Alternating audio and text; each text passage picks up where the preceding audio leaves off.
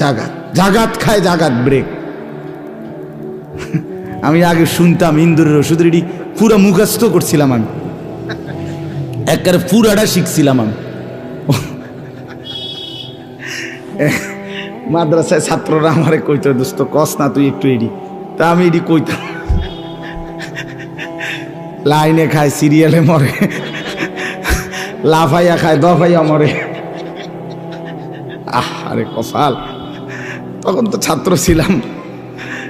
আসলে ওই ছোটবেলাতেও এটা মানুষের একটা বিষয় আসলে, যে যেটা আল্লাহ তাআলার দয়ায় আল্লাহ তাকে যেদিকে নিবে তার ভিতরে ছোট থাকতে একটা মেজাজ থাকে। এটা আমি ছোটবেলাতেই যখনই বাজারে যাইতাম, ক্যাম্বাসাররা ওই ওষুধ বেচে যে এইডি শুনতাম শুধু, আমি অন্য কিছুই চাইতাম না কোনো সময়।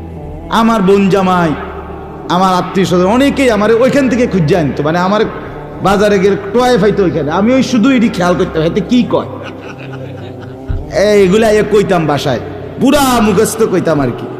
এই যে ওষুধটা 60টা কাজ করে, হ্যাঁ আমাদের এই ফাইলটা আপনারা গান শোনেন, ফাঁকি দিয়ে একটু খেয়াল করেন যে ওষুধটা 60টা কাজ করে, এইডি কইতাম, মানে শিখতাম। আর ওই যে বলার একটা কি ছিল, তখনই স্পৃহা ছিল, মানসিকতা ছিল আর কি। তখন একেবারে ডাইরেক্ট ধান ক্ষেতের সামনে দাঁড়াইয়া, একদম খোলা ক্ষেতের মধ্যে দাঁড়ায় আমি অসংখ্য বক্তৃতা দিছি, আলহামদুলিল্লাহ। ধান ক্ষেত উড়ে এলাইছি কইয়া, কি শ্রোতা মোতা।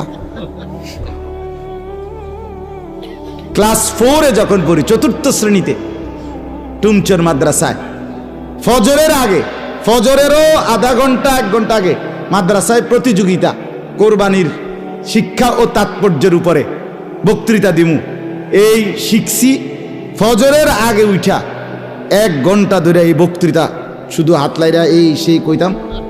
আমার লজিং থাকতাম, তো লজিংয়ের মহিলা, লজিং মাস্টার বেডির জামাই রে ঠেললে উঠাইছে, আগো হুজুর হুজুর আলগা ধরছে আমরা হুজুর।